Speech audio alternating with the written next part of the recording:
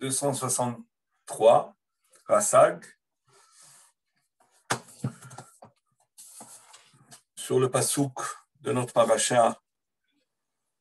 Akadosh Baruch Hu s'adresse à Moshe après le Chet HaEgel, après que Moshe Rabbeinu ait cassé les premières tables, Shvirat HaLuchot.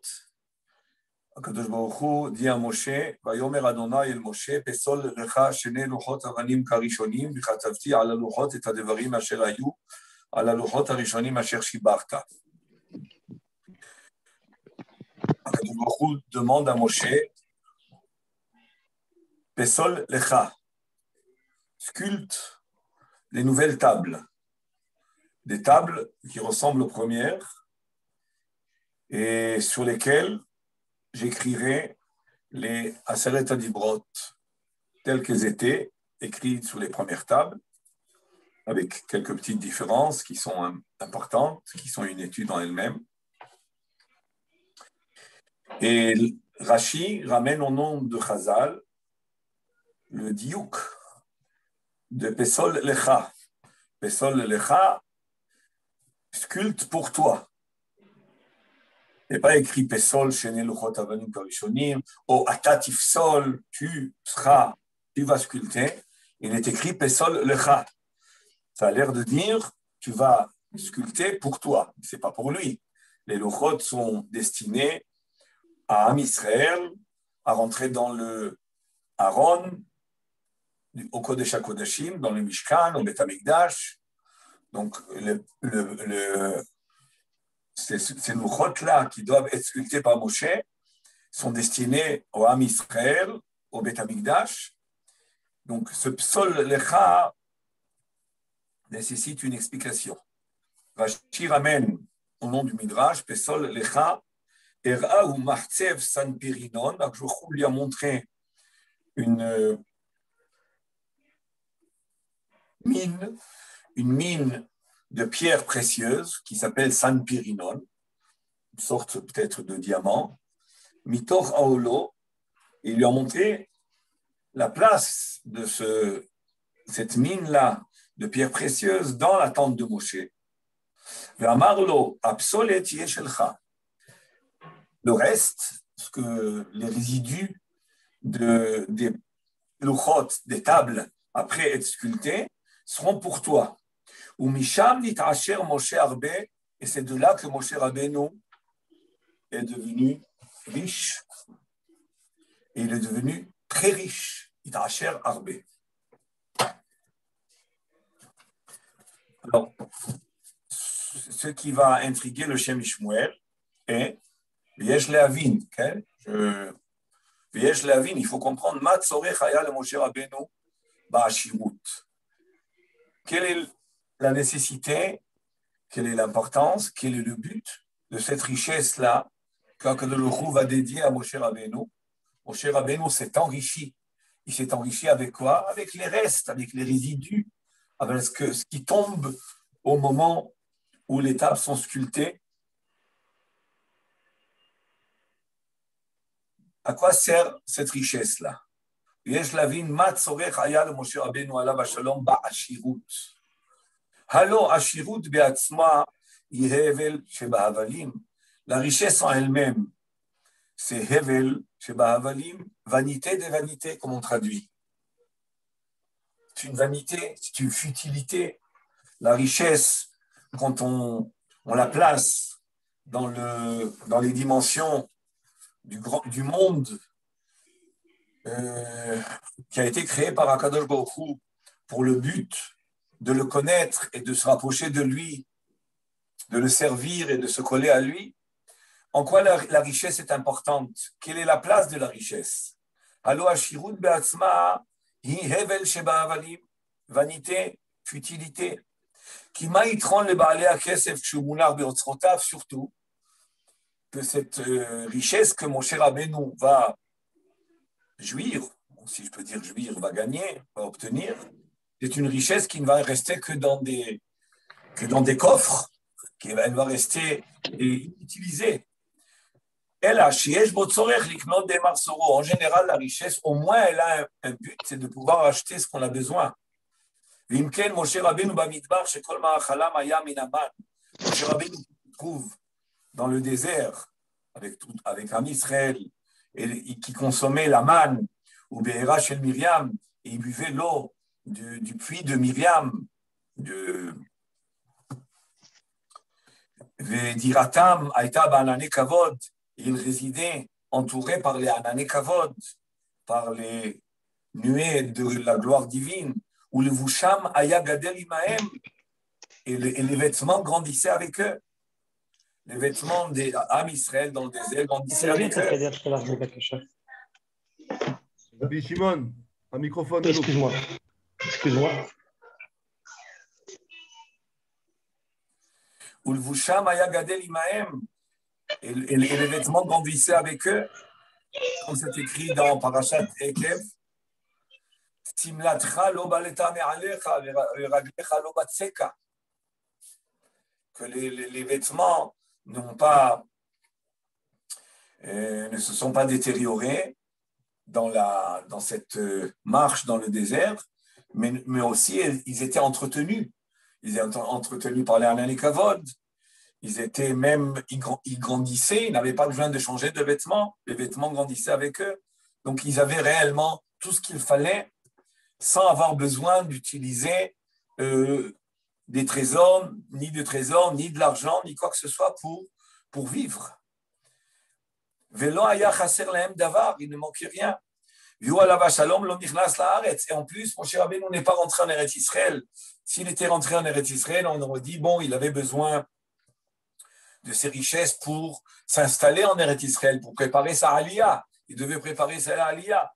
Mais en réalité, Moshe Rabbeinu finalement n'avait pas trop besoin, puisqu'il n'allait pas rentrer en Eretz Israël, malgré que ce décret a été dévoilé dans la Torah plus tard. Mais on sait déjà que à la sortie d'Égypte, déjà, Akadosh Baruch Hu avait décrété que Moshe Rabbeinu ne rentrerait pas en Eretz Israël. C'est un sujet en lui-même.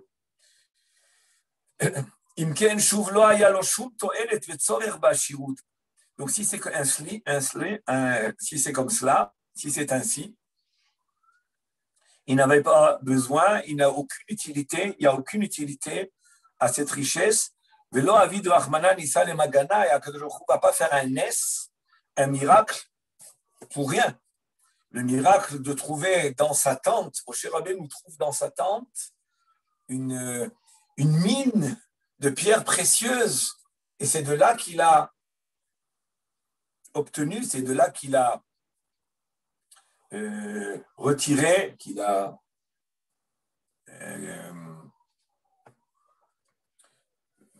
on peut dire coupé les pierres précieuses pour pouvoir, il a tranché de là-bas ces pierres pour en faire des tables. Et c'était un S, parce que trouver dans sa tente cette mine-là, c'est pas quelque chose qui était naturel, et surtout que il va rester de ce qui va sculpter beaucoup de richesses. Alors, ce NES-là et cette richesse, même sans NES, à quoi elle sert? Vénéré le Farej dîner bamidrash, Amar HaKadosh Baruch Hu. C'est-à-dire on touche un sujet qui sûrement gêne beaucoup de personnes. Les personnes, en général, on ne se pose pas trop de questions parce que, bon, voilà, HaKadosh Baruch Hu, il a voulu que Moshe Rabbeinu soit riche, comme on l'a appris dans la Gemara Nedarim. On l'a déjà plusieurs fois cité dans le cadre du shiur de l'écouter Moharan du jeudi soir. Hier soir, on a aussi rappelé Amar Rabbi Yochanan, HaKadosh Baruch Hu mashre shchinato ela al gibor ve'ashir ve'hacham ve'anav. Il faut 4 conditions pour être navi. Ve'kulam Moshe, on a appris toutes ces 4 conditions de Moshe Rabbeinu qui, lui, avait toutes ces qualités. Toutes ces qualités, toutes ces dispositions, toutes ces vertus. Il était Gibor, il était Ashir, il était Hacham, il était Anav. Et la Gemara dans Nedarim va poser la question, et d'où est-ce qu'il était riche? D'où est-ce qu'il a eu cette richesse-là? La Gemara nous dit, Pesol lecha, Psaltan shelcha yehe, Psoltan, c'est-à-dire les résidus des tables qui sont forgés de ces pierres précieuses-là, ce qui va rester, ça sera ça, ta richesse. Donc, c'est aussi une condition pour Moshe Rabbeinu d'être un avis et d'avoir l'esprit de la prophétie qui s'installe en lui et qui se pose sur lui. Il y a deux niveaux, on en parlera par la suite. Maintenant, pour expliquer ça, il va ramener une source qui va confirmer ce qu'on vient de dire, mais un peu plus développée. Amar HaKadosh Baruch Hu. Dans le Midrash, il est écrit, un Midrash intéressant. Amar HaKadosh Baruch Hu, Dinu shitol Moshe otan psolet. Moshe Rabbeinu mérite d'avoir cette psolette. Moshe Rabbeinu mérite d'avoir ces résidus de pierres précieuses qu'il a sculptés des tables, qu'il a obtenus en sculptant les tables. Et qu'est-ce que nous dit le Midrash? Amar HaKadosh Baruch Hu, Dinu shitol Moshe otan psolet. Il mérite Moshe. Ça lui revient. Dis-nous, ça veut dire que ça lui revient d'obtenir, de recevoir ces débris, c'est-à-dire les restes de ce qu'il a sculpté. Lama. Et là, chez Israël, chez Nonitaskou bemitzvot, Natati lahem kol tuv. Israël, Shelon Tiaskou Mizvot, Natati Lahem, Kol Tuv Eretz Mitzrayim. Am Israël ne sont pas occupés de mitzvot. Et j'aurais donné Kol Tuv Eretz Mitzrayim. Comme c'est écrit, quand il a dit à Moshe Rabbeinu, Daber na beozne ha'am vishalu ish me'et re'eu, dans Parashat Bo. Vishalu ish me'et re'eu, kle kesef u kle zahav. Daber na. Pas, je t'en prie. Je te demande. Bevakasha mimcha. Je dis à Moshe Rabbeinu, Bevakasha mimcha. Dis au peuple d'aller prendre des clés kesef, des clés zahav de l'Égypte, de leur demander, évidemment, pas de voler, mais de demander, et les Égyptiens vont leur donner à la sortie d'Égypte, après tout ce qui s'est passé. Daberna beozneam vishalu ish me'et re'eu veisha me'et re'uta.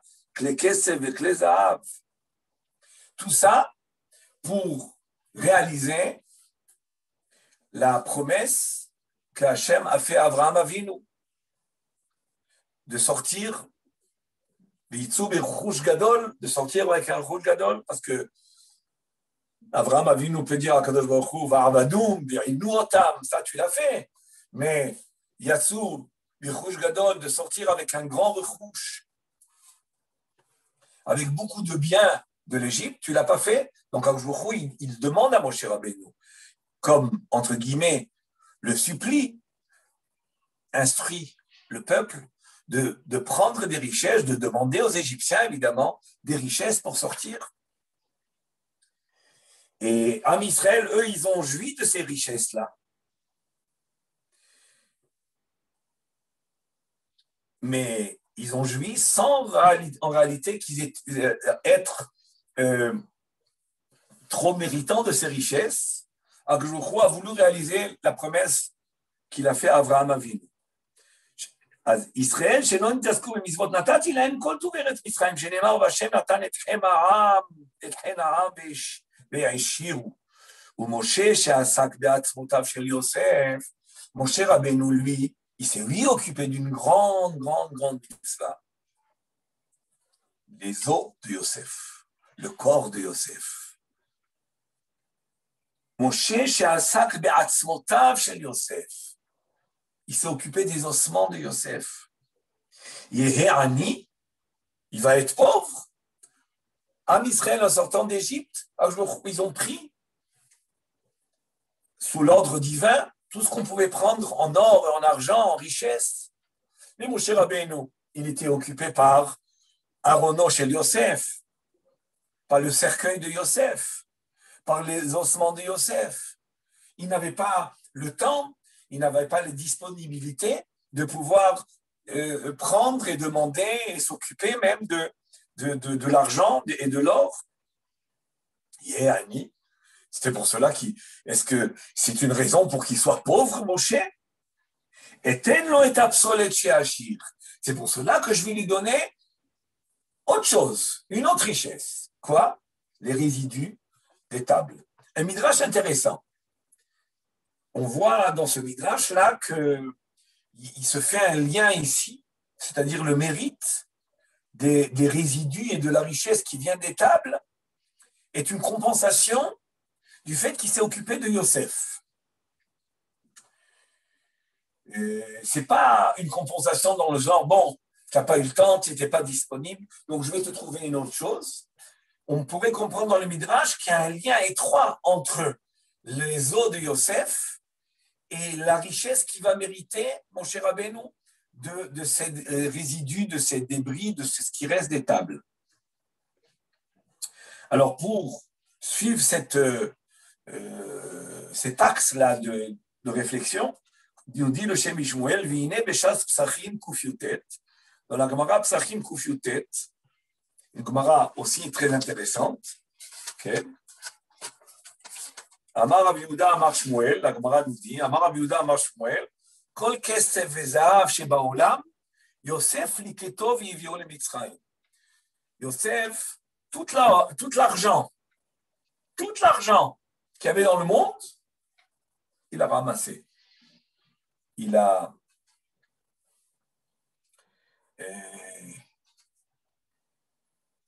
mis dans ses trésors, il les a déposés dans les trésors d'Égypte.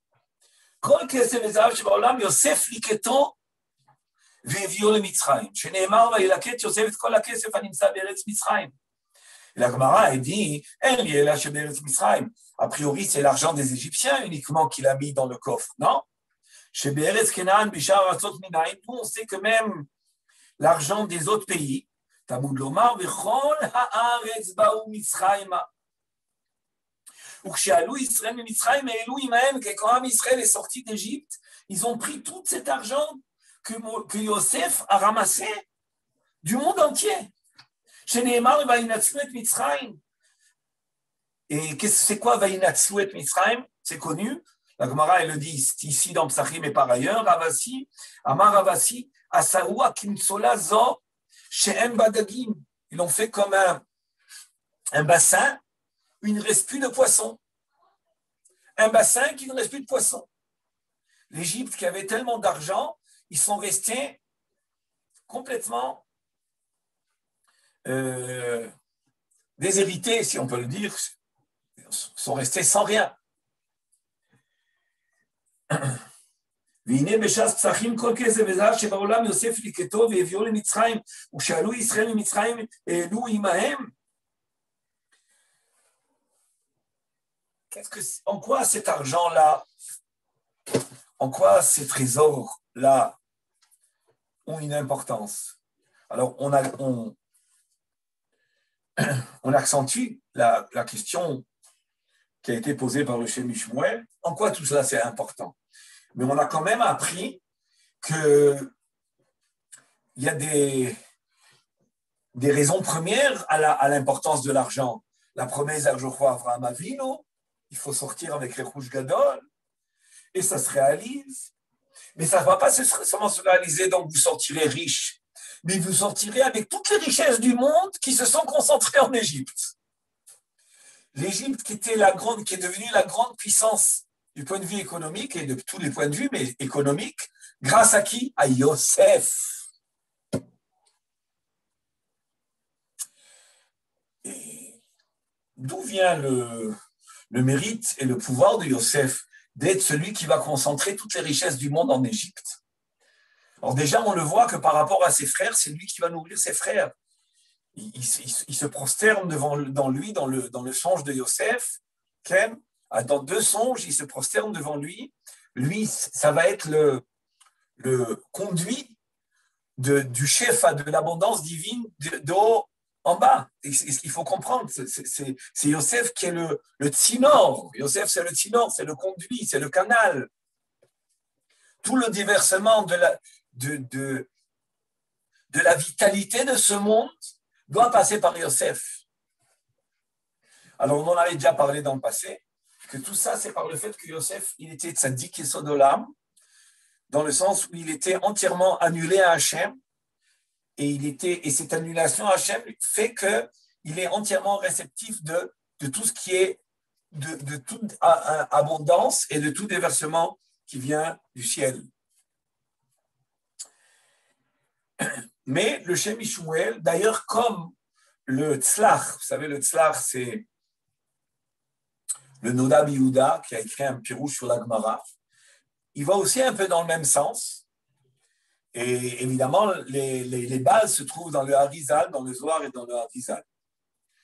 Alors, on va essayer d'expliquer ça. C'est un peu ésotérique, mais il faut le comprendre une fois et pour toutes. Alors, au moins ouvrir les pistes pour comprendre. Alors, il nous dit le Shem Ishmuel, Veyadoua besfarim hagdoshim, she'ele hayu nitzotzei kedusha, shehayu mefuzarim bekol haolam. L'argent qui est venu du monde entier en Égypte, en réalité, c'est les nitzotzei kedusha, c'est-à-dire les étincelles de sainteté, les étincelles saintes et divines, qui se trouvent dans l'argent, qui se trouvent en réalité dans la matière. Alors évidemment, les étincelles de Kedusha, les étincelles divines, ce n'est pas des électrons, ce n'est pas des neutrons, ce n'est pas des protons, c'est la vitalité qui existe dans chaque chose, dans le but qu'elle soit utilisée par l'homme pour connaître Hachem et pour servir Hachem. Parce que connaître Hachem et servir Hachem, ce n'est pas uniquement s'évader et se détacher de ce monde, mais c'est essentiellement, c'est pour ça que le monde a été créé, de faire place à Hachem dans ce monde. Et que la matière va devenir un enclos, va devenir une résidence pour la divinité. Et c'est pour cela que tout ce qu'on a dans ce monde, et surtout quand il s'agit des choses qui ont de la valeur, et plus elles ont de la valeur, et plus la divinité est considérable, comme c'est écrit par ailleurs dans les Kitvei Hari, c'est ramené dans le Sefer Yesod de Shoresh Ve'avoda, que par exemple, même dans l'alimentation, plus la chose a du goût, ça veut dire qu'il y a plus d'étincelles divines. Le goût, okay, on espère que chacun de nous va garder le goût et l'odorat dans ces jours-ci, Bezrat Hashem, Bebriud, Vesimha. Mais en tous les cas, le goût qu'on trouve dans les aliments est proportionnel au dévoilement divin qui se trouve dans cet aliment-là. Mais plus les choses sont chères, et comme l'argent et l'or que le monde cherche, que le monde désire avoir, l'or et l'argent sont en réalité, contiennent en elles une divinité. Maintenant, qu'est-ce que ça veut dire? C'est ce que je vous disais. C'est ésotérique, c'est-à-dire c'est bon, quoi, c'est quoi? C'est de l'électronique ou de l'électricité, c'est quoi? Non. C'est le but de chaque élément dans ce monde. Quelle est sa participation et sa contribution au service d'Hachem? Et plus il y a de divinité dedans, plus d'un côté, elle est faite pour servir Hachem, elle est faite pour être utilisée pour créer une résidence pour Hachem dans ce monde, et plus elle est éprouvante pour l'homme. Ça va ensemble. Par exemple, la mitzvah en réalité la plus grande, on en a parlé un peu hier soir dans un autre shiur, c'est la première mitzvah de la Torah, Piria Verivia, pour vous. Elle est la première, mais ce n'est pas Stam. Rabbi Nathan, dans l'Écouté Halachot, il dit c'est la première, mais en réalité, c'est la plus importante, c'est la plus haute, c'est la plus profonde. Ce lien-là entre hommes et femmes dans la Gdusha, dans la Tahara, quand c'est fait dans la Gdusha et Tahara, c'est très haut, c'est très très haut. Et tout ce qui est, évidemment, dépend de ces Piria Verivia. Et il explique, l'Écouté Halachot, Rabbi Nathan, que c'est pour ça que le Nisayon, il est le plus grand, parce que c'est la mitzvah la plus grande, c'est pour cela que l'épreuve et la tentation et elle est la plus grande. Ainsi, dans la richesse, c'est la même chose. La richesse, en réalité, Akjorou, il veut qu'on ait tout pour pouvoir le servir. D'abord, qu'on soit libre, et qu'on soit tranquille, et qu'on ait tout ce qu'on a besoin pour pouvoir être libre et serein et joyeux de le servir, sans souci. C'est un premier point. Deuxièmement, de pouvoir utiliser tout ce qu'on a comme moyen pour créer beaucoup d'enclos, de lieux, de cadres, tout ce qu'il faut pour qu'Akadosh Baruch Hu s'installe dans ce monde. Et c'est parce que ces choses-là, elles sont très chères et la richesse est tellement importante pour pouvoir grandir la gloire d'Hachem dans le monde, que c'est là-bas où il y a le Nisayon le plus grand qui est quoi? Je ne veux pas l'utiliser pour toi, je vais l'utiliser pour moi. Cette sensation-là que d'abord, ça me permet de vivre, donc je cherche à vivre, et je cherche à bien vivre, et je cherche à très bien vivre, et j'en arrive aux caprices, et j'en arrive à des richesses futiles, au lieu que toutes ces richesses, oui, je vis bien, avec toute l'aisance que j'ai, mais en reconnaissant que tout est Hachem et tout est pour Hachem. Et ça, c'est ça les intersections divines qui existent dans la richesse. Alors, je continue, mais c'était important de le définir. J'espère que on a mieux défini la chose, qui reste toujours un petit peu floue quand on en parle. Okay? Le tzlach sur la Gemara dit Béhémet que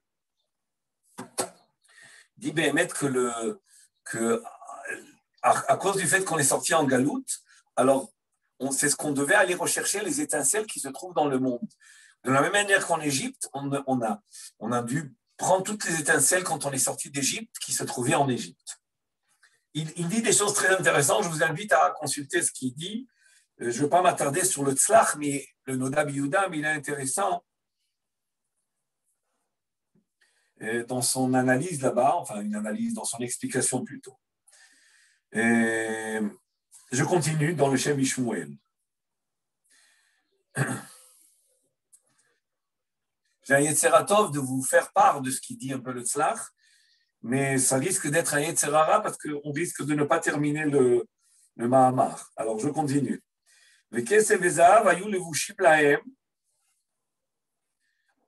Pardon. וידוע בספרים הקדושים, שאלו היו ניצוצי קדושה שהיו מפוזרים בכל העולם. Ce que Yosef a ramassé du monde entier, c'est les ניצוצי קדושה qui se trouvent dans la richesse, dans l'argent, qui sont destinés à servir Hachem. Et plus l'homme il est proche d'Hachem, plus c'est lui qui en réalité va concentrer cette richesse. C'est ce qui se passe avec Yosef.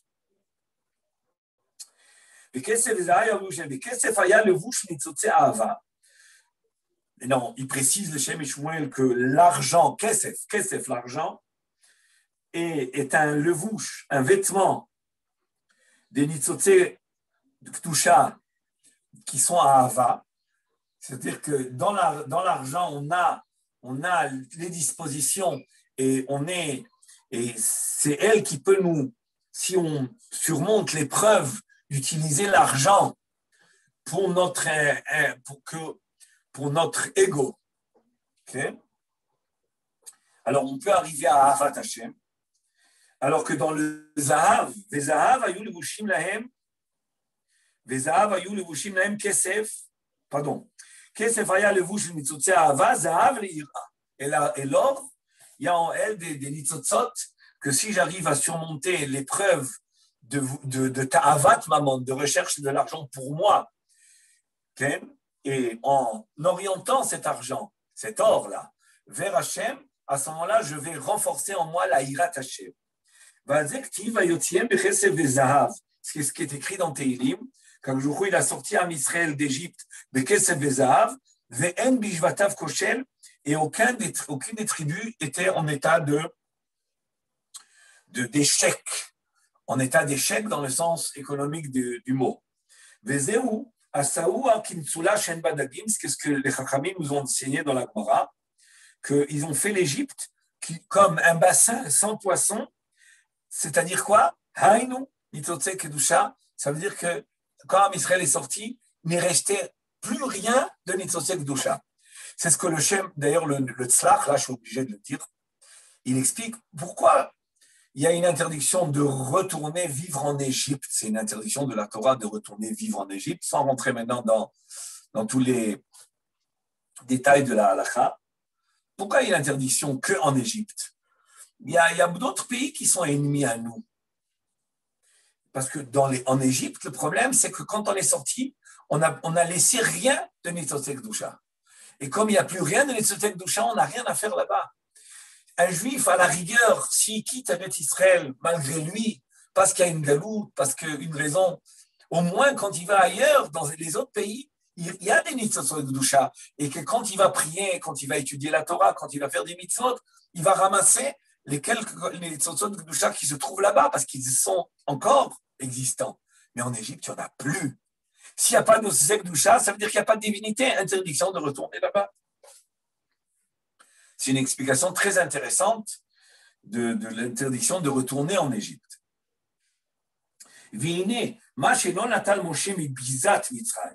Maintenant, Moshe, lui, il n'a pas pris du pillage.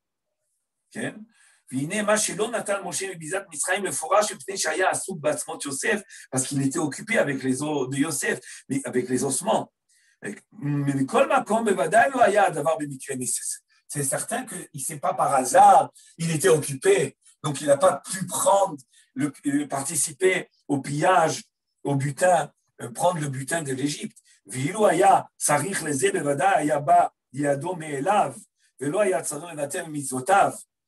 si Béhémet Akadosh voulait que Moshe Rabbeinu puisse jouir d'or et d'argent, eh bien, s'il était occupé avec les ossements de Yosef, il aurait trouvé un autre moyen de le faire mériter d'or et d'argent de l'Égypte. Il aurait peut-être désigné un chaliach pour Moshe. Et même quand on parle du butin de l'Égypte, c'est de la sortie d'Égypte. Au moment de la sortie d'Égypte, Moshe est occupé avec les ossements de Yosef. Mais après être sorti à Kriyat Yam-Souf, il n'est plus à la recherche du cercueil de Yosef, puisqu'il est avec lui, ça y est, il a, donc il pouvait profiter de quoi? Bizatayam, on sait qu'il y a eu un autre butin. On sait que ce pillage-là, le pillage de la Kriyat Yam-Souf, était même plus grand que celui de la sortie d'Égypte, comme la Gemara le dit. À Moshe Rabbeinu, il aurait pu participer au moins à ce butin-là. Il n'y a plus maintenant la raison qu'il est occupé avec les ossements de Yosef, puisque ça y est, ils sont à côté de lui maintenant. Il peut s'arranger à prendre lui aussi. Donc on comprend très bien que Akadosh Baruch Hu n'avait pas du tout l'intention de donner à Moshe Rabbeinu du butin, ni de la sortie d'Égypte, ni de Kriyat Yam-Souf. Et chez Moshe Rabbeinu, a priori, ne se réalise pas ce qu'Akadosh Baruch Hu a promis à Avraham Avinu qu'on sortira Berchouch Gadol. C'est tout le monde, mais ce n'est pas Moshe Rabbeinu. Mais, comme nous dit la Gemara, le Midrash, qu'on a vu tout à l'heure, le Midrash Rabbah, oui, mais il va mériter une autre richesse, les restes des tables. Avaladvarim yuvnu al pi divrei hashas brachot. Il va expliquer ça à la base de ce qui est écrit dans la Gemara Brachot. La Gemara nous dit là-bas, sur le pasuk Va'ata Israël, Ma Adonai Elohecha shoel mi'imach, ki im ne'ira et Hashem Elokecha, lalechet bechol drachav. Que Akadosh Baruch Hu dit à Moshe, une chose que je demande à Israël, c'est de craindre. Enfin, c'est Moshe qui dit à Israël. Akadosh Baruch Hu, il attend de quoi voir que vous n'avez qu'à le craindre, c'est tout. Comme la Gemara a dit, Akol b'di shamayim chutz mi'irat shamayim. Mais quand on dit ki im le'ira oti, on a l'impression que qu'est-ce qu'il demande à Akadosh Baruch Hu de vous? De le craindre. Alors la Gemara s'interroge. Quoi? La crainte, c'est rien? Rabbi Shimon Bar Yochai nous dit qu'Akadosh Baruch Hu, il a créé le monde, tout ce qu'il a créé dans le monde, Akadosh Baruch Hu n'a dans son monde, pardon. Akadosh Baruch Hu, en Akadosh Baruch Hu ba'olamo, ela otsar shel yirat shamayim. Akadosh Baruch Hu n'a dans ce monde qu'un otsar de yirat shamayim. Alors comment mon cher Rabbi nous dit, qu'est-ce qu'il attend Akadosh Baruch Hu de vous que de le craindre? On connaît cette Gemara Brachot. Et la Gemara dit oui, effectivement, pour Moshe, la crainte d'Hachem, lui, par rapport à lui, pas par rapport au peuple, mais par rapport à lui. Milta, ira, legabe, Moshe, milta, zotreta, c'est une petite chose. Ce n'est pas une grande dimension pour Moshe Rabbeinu.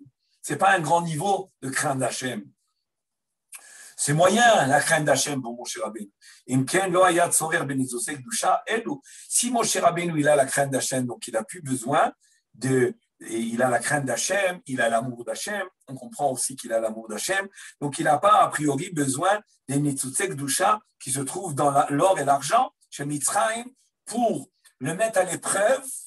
Qu'est-ce que je fais avec cet or et cet argent? Je le destine à Hachem et ainsi je développe en moi l'amour et la crainte, ou alors je le garde pour moi et je deviens au Chas Veshalom, il devient, celui qui fait ça, un Oved Avodah Zara de Ta'avat Mamon. Comme on a dit, c'est la richesse, c'est une chose qui est très très haute, et parce qu'elle est très très haute, elle a une dimension très haute, et c'est un moyen de rapprochement d'Hachem et de compréhension de la Torah tellement haut, que c'est là où il y a la plus grande épreuve, et c'est là où l'homme est le plus tenté, et c'est là où sont tous les grands échecs. Et là, אם כן לא היה לו צורך בניצוצי קדושה אלו המלובשים בכסף וזהב של מצרים שבוודאי היראה והאהבה שלו היו יתרות מלב. Donc il n'a pas besoin d'or et d'argent pour arriver à Ahavat Hashem, Yirat Hashem. Il n'a pas besoin de ces épreuves-là, il n'a pas besoin de ces moyens-là pour arriver à glorifier Akadosh Baruch Hu, puisqu'il a en lui Moshe Rabbeinu. Achine Yadoua. Vous êtes avec moi là, messieurs? Oui, oui. Plus que jamais.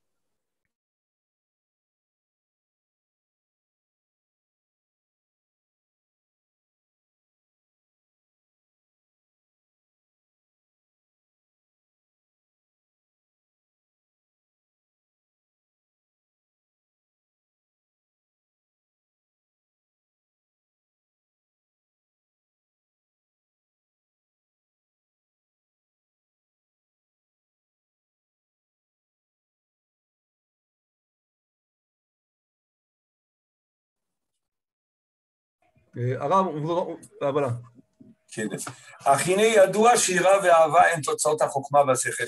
On sait que la crainte et l'amour d'Hachem sont des conséquences et des résultantes de la chokhma et du sechel, de la sagesse, de l'esprit qui se trouve dans l'homme. Plus un homme il a la chokhma, plus va grandir la hirat Hashem. La chokhma, c'est quoi? La chokhma de savoir, la chokhma de percevoir Hashem. Plus on perçoit Hashem, plus on peut arriver à la crainte. Kira'i otiot reiya. La ira, c'est les mêmes lettres que reiya, que voir. Ou comment chez Guide Arav Akadosh, Arav Rabbunim, Zara mi Parchisra, à la Rabbeinu Ibn Ezra. Qu'est-ce qu'il a dit sur le Rabbeinu Ibn Ezra? C'est le Godel Chokhmato. La Chokhma du Ibn Ezra, elle était tellement grande. Eno Yachol Leda Ech Chai Chamisha Regaim Godel Irat Hashem. Il avait tellement Irat Hashem, il était tellement Chacham qu'il avait une Irat Hashem grande qu'il ne comprenait pas comment il avait le droit de vivre plus que 5 minutes, plus que 5 instants. Tellement il comprenait qu'est-ce que c'est Yirat Hashem. Il comprenait combien on est loin de la vraie Yirat Hashem et comment on a le droit de vivre sans avoir la vraie Yirat Hashem. Et la Chokhma, elle réside dans le cerveau. Et l'amour d'Hachem réside dans le cœur.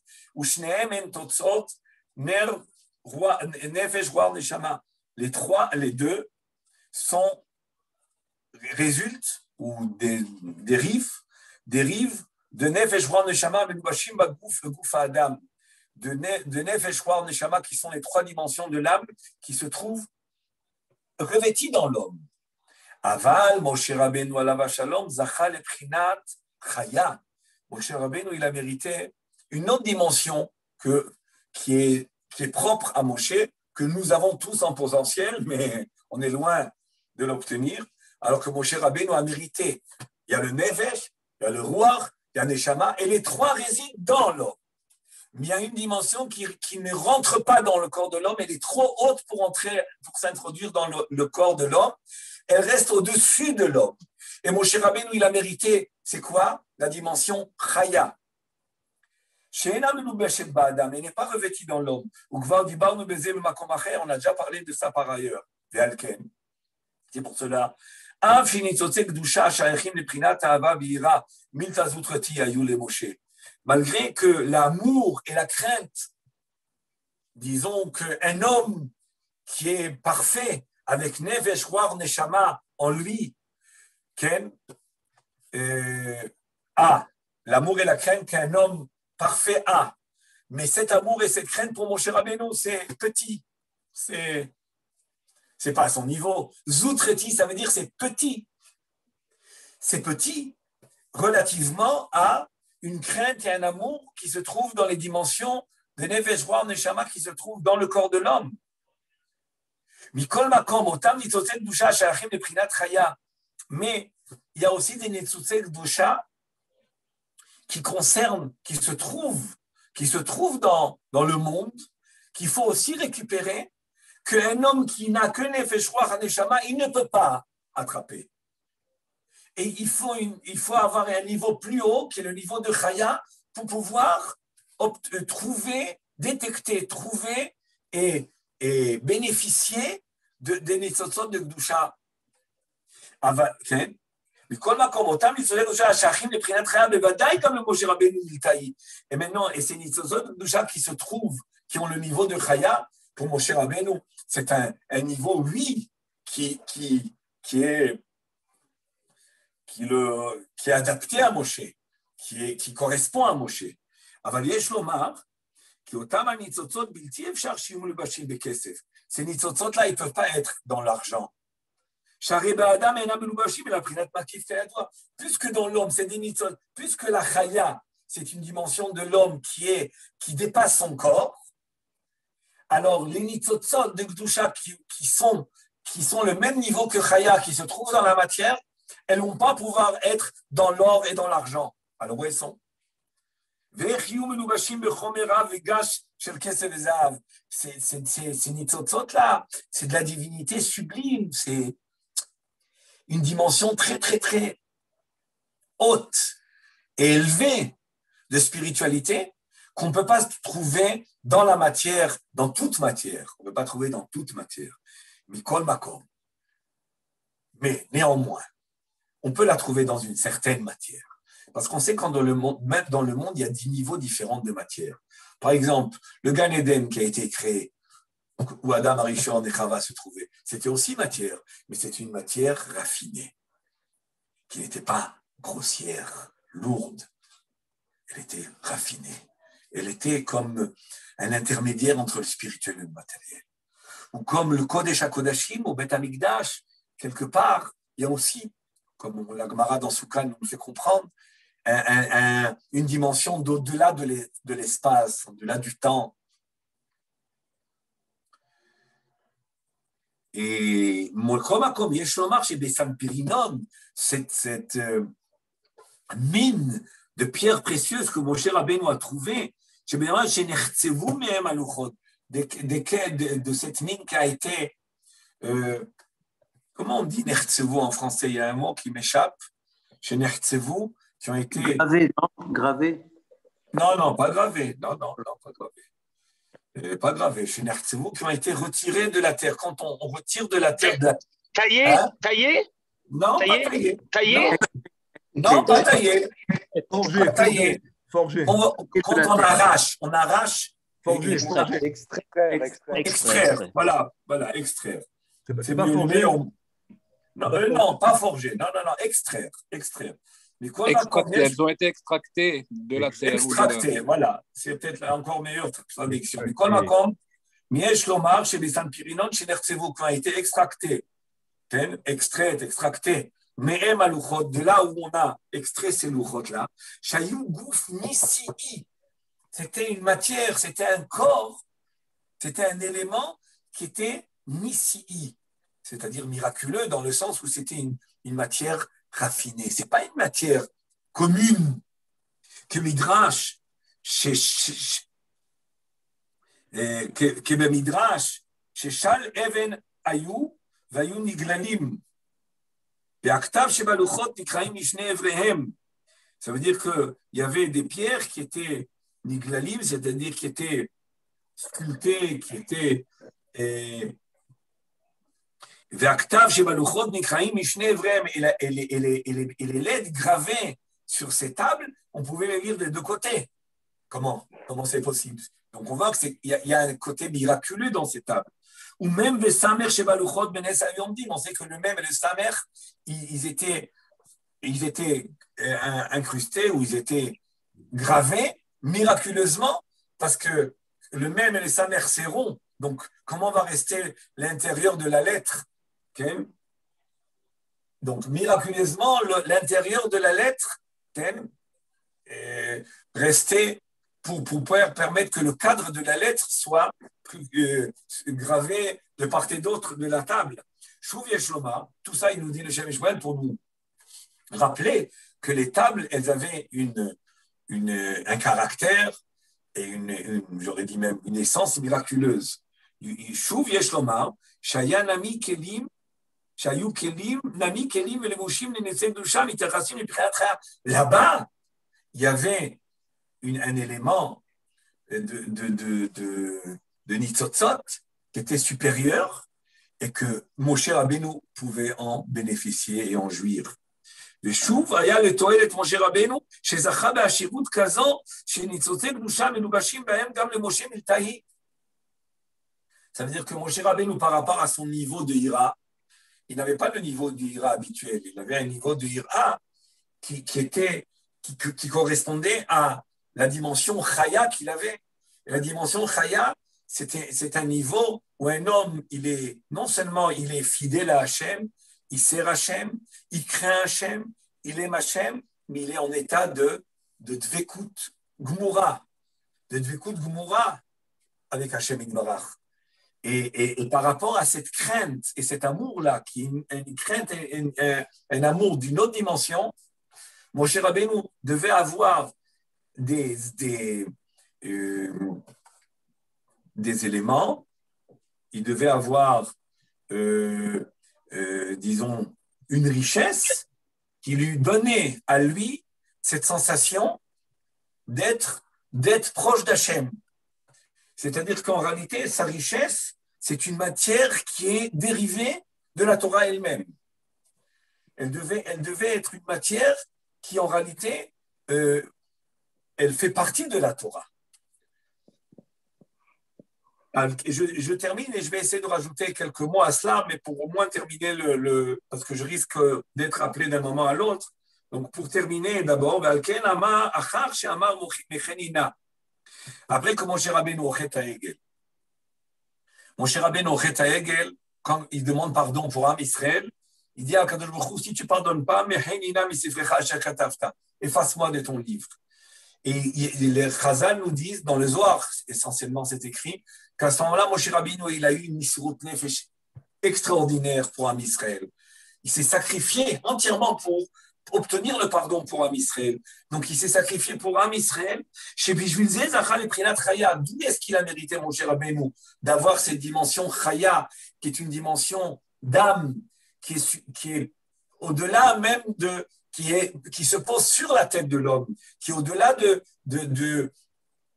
limites de son corps. C'est grâce au fait qu'il était prêt à se sacrifier pour Am Israël. מסר נפשו עבור ישראל שבשביל זה זכה לבחינת חיה, נעשה בשבילו נס ונבראה עבורו עשירות זה. C'est pour cela que c'est fait ce miracle-là, c'est-à-dire tu t'annules, donc il annule la nature. Tu t'es annulé, alors devant toi va s'annuler la nature, et tu vas pouvoir découvrir une Kedusha qui est enfuie dans une matière qui est au-delà de la nature, qui est le Sanpirinon, de là où il va extraire les tables. À vous rappeler, Moraï et Rabotai, Yedidaï, que Moshe Rabbeinu, il a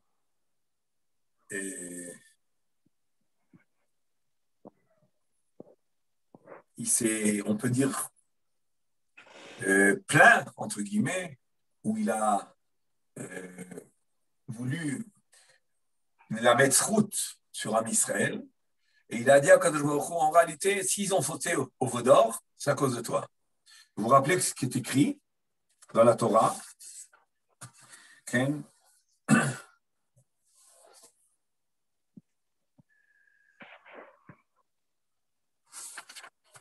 Dans notre paracha à nous, c'est écrit. Je lis le passouk entièrement. Vayashov Moshe l'Adonai vayomar. Ana hata ha'am hazeh hata'a gedola vayasu lahem Elohei zahav. Nous dit Rashi, Ata hu shegaramta lahem. C'est toi qui as entraîné qu'il faut le veau d'or. Pourquoi? Parce que c'est toi qui leur a donné tant d'or. C'est toi qui leur a donné cette richesse-là. Et comme on a expliqué au début du shiur, la richesse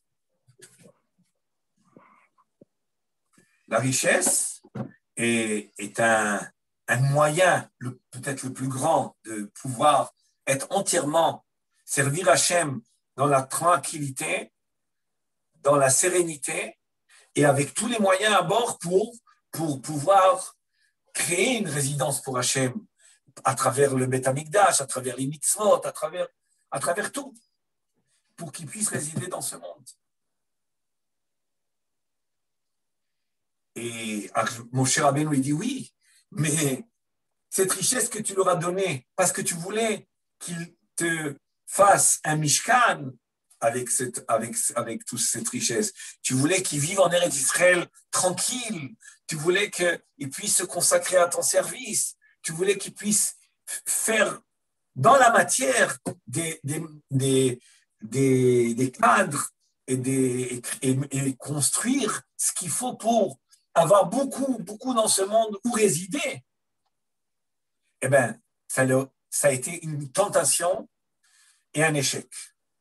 Donc, et pourquoi? Parce que plus la chose a de la valeur, plus elle est dangereuse.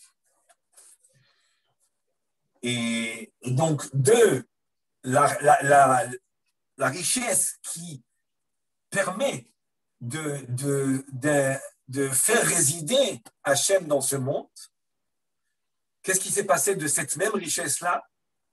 Eh bien, ils ont fait de cette richesse une force à eux. Ils ont voulu trouver dans cette richesse leur réalisation personnelle d'homme, dans le ego, dans la sensation de force et de puissance qui est l'argent, et pas dans l'annulation de tout ça. Mais quand je dis annulation, ça veut dire pas échapper à cela, l'utiliser pour Hachem. À ce moment-là, quand il arrive à l'échec, comme après le Chet Adam Arishon, l'échec d'Ora Maboul avec Gilou Yarayot. Pourquoi? Parce que la Pira Verivia est une mitzvah tellement grande que la tentation et l'épreuve, elle est immense, parce que la mitzvah, elle est grande. Donc, le grand travail de l'homme dans le monde, c'est d'orienter les choses. Mais Moshe Rabbeinu, lui, qui n'est pas il n'est pas à ce niveau-là d'épreuve. L'épreuve de Moshe Rabbeinu est beaucoup plus haute. Donc, il fallait que Moshe Rabbeinu se sente enrichi, mais se sente enrichi de richesse qui correspond à son niveau. De la même manière que Moshe Rabbeinu, après, en descendant avec les Luchot Hashniot, Karan Or Panav, son visage a rayonné de divinité. Ça veut dire qu'il a un corps transparent. Moshe Rabbeinu, il n'a pas un corps matière, il a un corps raffiné, un corps transparent qui permet l'âme de rayonner à l'extérieur. Ainsi, la richesse, la matière qui lui correspond, c'est une matière qui est directement une matière qui est dérivée directement de la Torah et qui est un moyen de sentir de cette matière-là que j'ai tout ce qu'il faut dans ce monde, pour pouvoir te servir et pour pouvoir t'accueillir et pour pouvoir te comprendre dans ce monde matériel. Parce qu'on pourrait dire, bon, mais il n'a pas besoin, comment on a introduit chez Mishouel? Evel Avalim, ce monde, il ne sert à rien, on n'a pas besoin de richesse, on n'a rien besoin. Et on arrive à la conclusion que non, la richesse, il y a des nisosok doucha très haut. Simplement, c'est où on oriente dans le bien et on arrive à la réalisation de ce monde qui est la résidence d'Hachem dans ce monde, ou à Sras de Shalom, on arrive exactement à l'inverse qui est la puissance humaine, Kochi Veotsem Yadi, et comme on l'a dit plusieurs fois, qu'on doit arriver à la Kiwa Noten Rakor. Bienata,